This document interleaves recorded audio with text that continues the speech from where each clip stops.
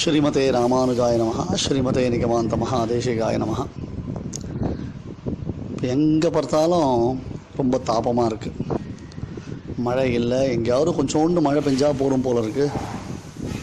வானத்துலேருந்து சாதகபக்ஷி மாதிரி ஒரு துளி நமக்கு கிடைக்குமான்னு நாம் எதிர்பார்த்துட்டுருக்கோம். அந்த மாதிரி ஒரு சிரமம் நமக்கு இருக்குது இல்லையா? அப்போ மக்கள் பரவலாக பேசுகிற ஒரு வார்த்தை அப்படின்னு கேட்டால், யாரோ 2-3 தர்மாத்மாக்கள் இருக்கா, அதனால தான் நாட்டில் கொஞ்சமாவது மழை பெய்யறது. யாரோ 2-3 தர்மாத்மாக்கள் இருக்கா, நாட்டில் கொஞ்சமான மழை பெய்யறதுன்றான். இந்த தர்மாத்மான்ற சப்தத்துக்கு தாத்பரியம் என்ன? அதாவது கொடையாளி, ஃபிலாந்த்ரபிஸ்ட், அல்லது நன்கொடை கொடுக்கக்கூடியவர், தர்ம சிந்தனை உடையவர், நிறைய பள்ளிக்கூடம், கோயில், உணவு, அது என்ன சொல்கிறது, அது அன்னதானம், இதெல்லாம் பண்ணுறவர், இவாளுக்கெல்லாம் தர்மாத்மான்னு பேரான்னா, இங்கே தர்மசப்தன்றது அனுஷ்டானத்தை காண்பிக்கக்கூடியது. அதாவது சரியான வழியில் எப்பொழுதும் சாஸ்திரம் விதித்த கர்மாக்களை விடாமல் பண்ணக்கூடியவாள் இருக்காளே, அவளுக்கு தான் தர்மாத்மாக்கள் அப்படின்னு பேர். தர்மம்னா அனுஷ்டானம்தான் பேரே தவிர்த்து, நாம் வெறும் இதை கதை அடிச்சுட்டு இருக்கோமே தர்மம்னு சப்தத்துக்கு, அந்த தர்மம் இங்கே குறிக்கப்படலைன்றதை முதல்ல நம்ம நல்லா தெளிவாக தெரிஞ்சுக்கணும்.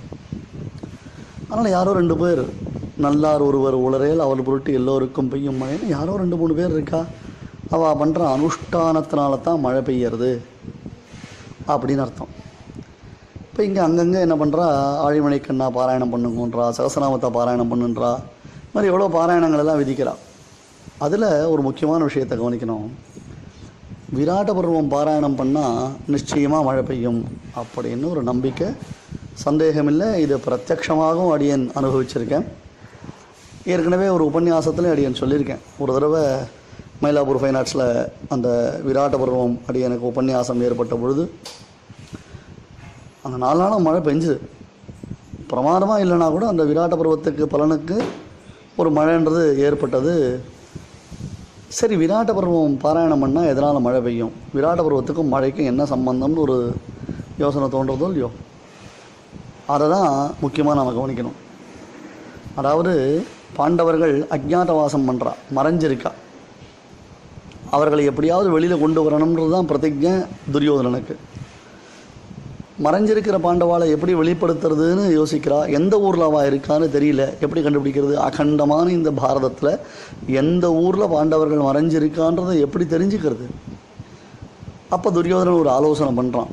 இவாளை நாம் எப்படி தெரிஞ்சுக்கிறதுன்னு ஒரு ஆலோசனை பண்ணுறான்.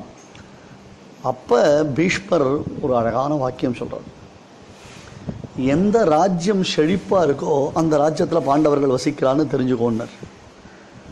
புரியலையே சுவாமின்னா, இல்லைப்பா, எந்த ராஜ்யம் நல்ல பயிர் பச்சையோட, நல்ல மழையோட, அதிவிருஷ்டி அனாவிருஷ்டி, அதாவது ஒரேடியாக மழை பெஞ்சு கிடைக்கிறது, ஒரேடியாக மழை இல்லாமல் கிடைக்கிறது, இது மாதிரி ஒரு இந்த மாதிரி ஒரு சமங்கள் இல்லாமல் எந்த ராஜ்யம் பரமசௌக்கியமாக இருக்கோ அந்த ராஜ்யத்தில் பாண்டவர்கள் வசிக்கிறான்னு தெரிஞ்சுக்கோன்னா. என்ன சுவாமின்னா துரியோதனன், அதுக்கு பீஷ்மர் சொல்கிறார், தர்மாத்மாவான சிறந்த அனுஷ்டாதா, நல்ல அனுஷ்டானங்களை பண்ணக்கூடியதான தர்மபுத்திரரும் பாண்டவர்களும் எந்த தேசத்தில் வசிக்கிறாளோ அந்த தேசம் சுபிக்ஷமாக இருக்கும். அந்த தேசத்தில் சரியான சமயத்தில் மழை பொழியும். அந்த தேசத்தில் மக்கள் எல்லோரும் நல்ல மனோநிலையோடு இருப்பார். அந்த தேசத்தில் மக்கள் ஒருத்தருக்கொருத்தர் காமக்ரோதங்கள் இல்லாமல் இருப்பார். யாராவது தீய எண்ணத்தோடு இருந்தாலும் உடனடியாக அந்த எண்ணத்தோடு இருக்கிறவாளுக்கு நாசம், அழிவுன்றது ஏற்பட்டுடும். ஆகையால் எந்த தேசம் இந்த அடையாளங்களோடு இருக்கோ அந்த தேசத்தில் பாண்டவர்கள் வசிக்கிறான்றதை ஈஸியாக தெரிஞ்சுக்கலாம்னு அப்போ துரியோதனன் ஃபைண்ட் அவுட் பண்ணி பார்க்குறான். விராட்ட தேசம்தான் செல்வச்செழிப்போட, மக்கள் மனோநிலை நல்ல அமைதியோட, நல்ல ஒரு சாந்தியோட, மழையோட, சௌக்கியமான ஒரு வாசஸ்தானமாக இருக்குது. அப்படின்னா பாண்டவர்கள் விராட்ட தேசத்தில் தான் வசிக்கிறான்றதை தெரிஞ்சுக்கிறான்.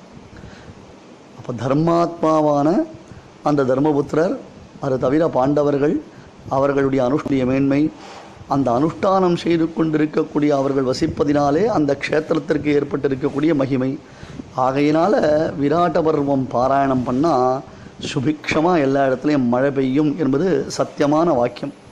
மகாபாரதம்ன்றது எவ்வளவு சத்தியமோ அந்த மாதிரி இந்த நம்பிக்கையும் சத்தியம் அதற்கு ஏற்றாறு போலத்தான் நடந்துட்டு இருக்குது. ஆகையால் தான் விராட்ட பர்வம் பாராயணம்ன்றது அவ்வளோ முக்கியமானது. இது எல்லாரும் இந்த விராட்ட பர்வம் பாராயணத்திற்கு முக்கியத்துவம் கொடுக்கணும். அங்கங்கே நல்ல மழை பெய்யணும். அதற்குண்டான முயற்சிகளை பண்ண வேண்டியது. சீக்கிரமே அந்த விராட்ட பர்வ பாராயணத்தினால தீங்கின்றி நாளெல்லாம் திங்கள் மும்மாறி பெய்யணும்னு பிரார்த்தித்து கொள்ளலாம். ஸ்ரீமதே வாத்ச ஸ்ரீ கிருஷ்ணமாரிய மகாதேசிகாய நமஹ.